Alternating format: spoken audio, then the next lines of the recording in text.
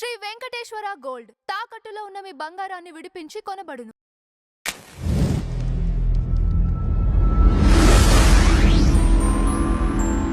2025 కూటమి సాధించిన విజయాలంటే ఏం చెప్తారండి? ఇప్పుడు వాస్తవంగా 2024 జూన్ 12న పదవి బాధ్యతలు చేపట్టిన చంద్రబాబు నాయుడు గారి ప్రభుత్వం 2024 జూలై 1న తాను వాగ్దానం చేసిన పెన్షన్ పెంపు హామీని అమలుపరిచింది. ఆ తర్వాత 2024 దీపావళి నాటి నుంచి తాను వాగ్దానం చేసిన 3 గ్యాస్ సిలిండర్లు, ఉచిత గ్యాస్ సిలిండర్ల హామీని కూడా అమలుపరచగలిగింది. అలాగే తాను వాగ్దానం చేసిన విధంగా వందలాది అన్నా క్యాంటీన్ను కూడా పునఃప్రారంభించారు. ఆ తర్వాత 2025లో అడుగుపెట్టిన తర్వాత అప్పటికి ప్రతిపక్షం వైపు నుంచి చాలా విమర్శలు ఎక్కువ పెడతా ఉన్నారు. మీరు తల్లికి వందనం అమలు పరుస్తానన్నారు, ఎంతమంది బిడ్డలుంటే అంతమందికి అమలు పరుస్తానన్నారు, మీరు జగన్మోహన్ రెడ్డి ఇచ్చిన రైతు భరోసాకి ప్రత్యామ్నాయంగా అన్నదాత సుఖీభవ జగన్మోహన్ రెడ్డి 13,500 ఇస్తే మీరు 20,000 ఇస్తానన్నారు, దాన్ని అమలుపరచడం లేదు అని చెప్పని రకరకాల విమర్శలు ఎక్కువ పెడతా ఉన్నారు. అదే సందర్భంలో మీకు వాహన మిత్ర పథకం అంటే డ్రైవర్లకి జగన్మోహన్ రెడ్డి ఆటో డ్రైవర్లు, క్యాబ్ డ్రైవర్లకి 10,000 రూపాయలు ఇచ్చాడు.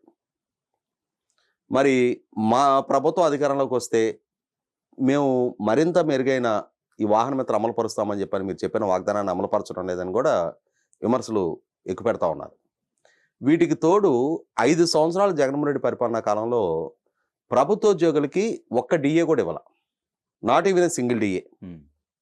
అతని ఎన్నికలకు ముందు మెరుగైన పిఆర్సీ ఇస్తా, క్రమం తప్పని డిఏలు ఇస్తా, సిపిఎస్ రద్దు చేస్తా అని చెప్పి రకరకాల వాగ్దానాలు చేసి ప్రభుత్వోద్యోగుల మొత్తాన్ని తనకు అనుకూలంగా మార్చుకొని వాస్తవ రూపంలో తన అధికారంలోకి వచ్చిన తర్వాత ఏ విధమైన పిఆర్సీ ఇచ్చాడు, ఏ విధంగా వాళ్ళ హెచ్ఆర్ఎస్ ల్యాబ్లో కోతలు విధించాడు, వాళ్ళ జీపీఎఫ్ లోన్స్, జిఎల్ఐ లోన్స్ ఏ విధంగా తొక్కిపెట్టేయబడ్డాయి, ఇవన్నీ వాళ్ళకి ఒక అనుభవం ఏర్పడిన తర్వాతే ప్రభుత్వోద్యోగులు ఉపాధ్యాయులతో కలిసి ఇవాళ అతి సాధారణ అంటే ప్రభుత్వోద్యోగుల్లో అతి చిన్న జీతానికి పనిచేసే ఆశా వర్కర్లు, అంగన్వాడీ సిబ్బంది, సర్వశిక్ష అభియాన్ సిబ్బంది, పారిశుద్ధ్య కార్మికులు, విఆర్ఏ లాంటి వాళ్ళతో కూడా కలిపి జగన్మోహన్ రెడ్డికి వ్యతిరేకంగా గంపకొత్తగా ఎన్డీఏ కూటమికి ఓటేశారు.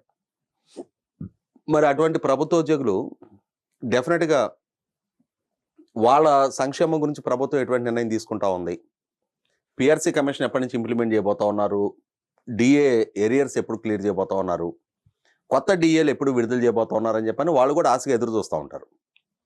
అలా ఎదురు చూసే ప్రభుత్వోద్యోగులకి గత జగన్మోహన్ రెడ్డి ప్రభుత్వ హయాంలో ప్రభుత్వ పరంగా ఉన్న బకాయిల్లో సుమారుగా 12,000 కోట్ల రూపాయలు ఎన్డీఏ కూటమి ప్రభుత్వం తాను పదవి బాధ్యతలు చేపట్టిన తర్వాత సుమారుగా 30,000 కోట్ల పైగా అక్యుములేటెడ్ బడ్డెన్ ఉంటే దాంట్లో ఒక 10-12,000 కోట్ల రూపాయల బరువు బాధ్యతలు తగ్గించారు.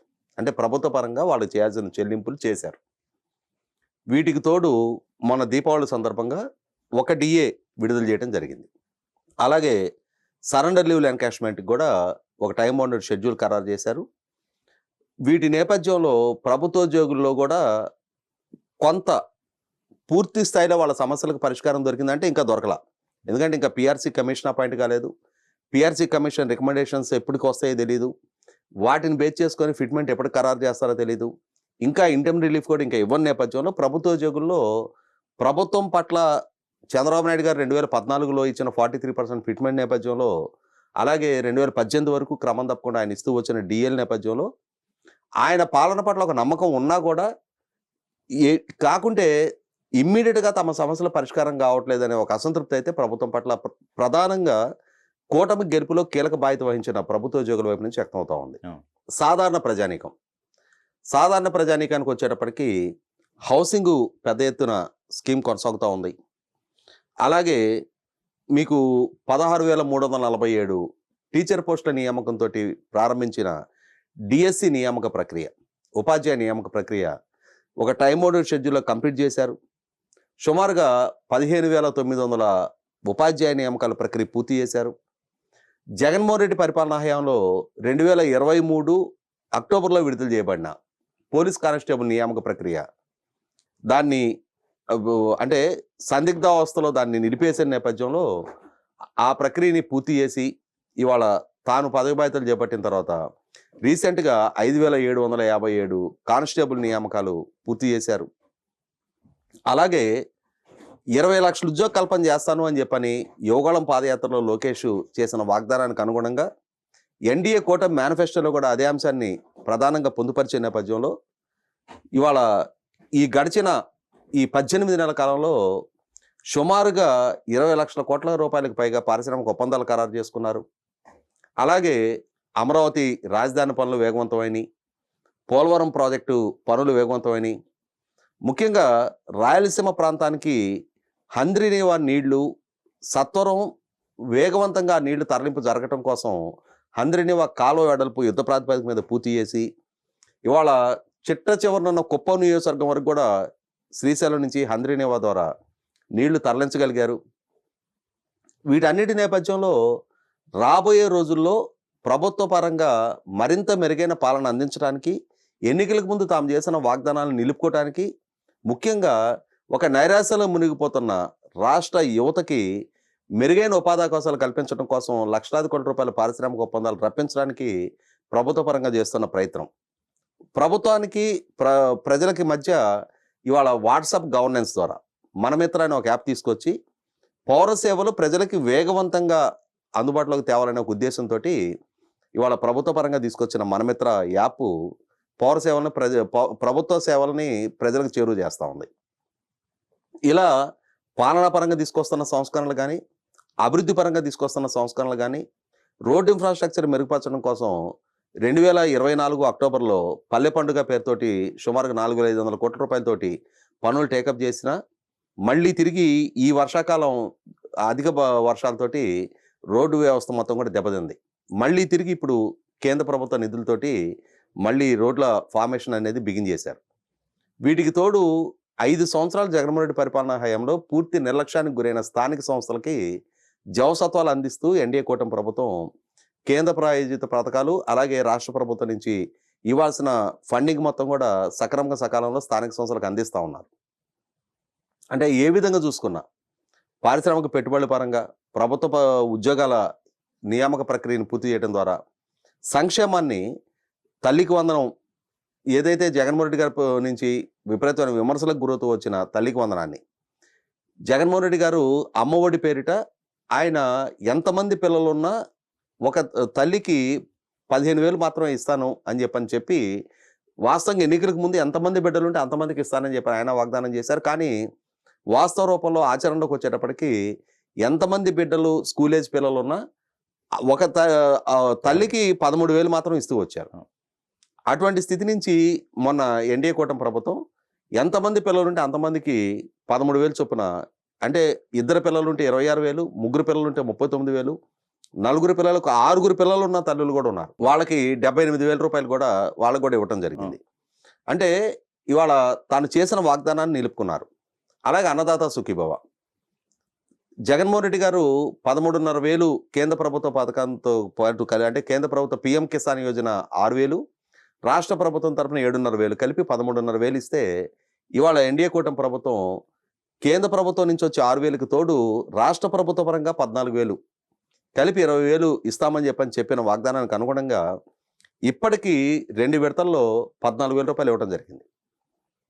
3వ విడత రేపు రబీలో ఇంకొక 6,000 ఇచ్చి ఆ 20,000 ఇస్తామని చెప్పిన వాగ్దానాన్ని ఎలా అయితే జగన్మోహన్ రెడ్డి గారు 3 విడతలుగా ఇచ్చారో, అంటే kharif harvesting time, kharif plantation time, kharif harvesting time, రబీలో 3 విడతలుగా ఆయన విడుదల చేశారు. అదేవిధంగా ఎన్డీఏ కూటమి కూడా ఇప్పటికి 2 విడతలు విడుదల చేశారు.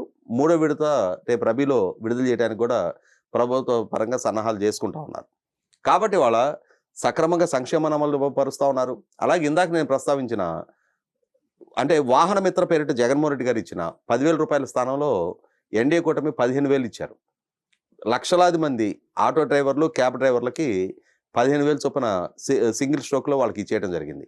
వీటికి తోడు అదనంగా చేనేత కార్మికులకి మామూలు చేతి మగ్గాల వాళ్ళకి 200 యూనిట్ వరకు కరెంటు ఉచితంగా ఇస్తూ ఉన్నారు. అలాగే మరమగ్గాలు నిర్వహించుకునే వాళ్ళకి 500 యూనిట్ వరకు ప్రభుత్వం ఉచితంగా కరెంట్ ఇస్తూ ఉంది. ఇది ఎన్నికలకు ముందు చేసిన వాగ్దానం కాదు. కొత్తగా అమల్లోకి తీసుకొచ్చిన వాగ్దానం.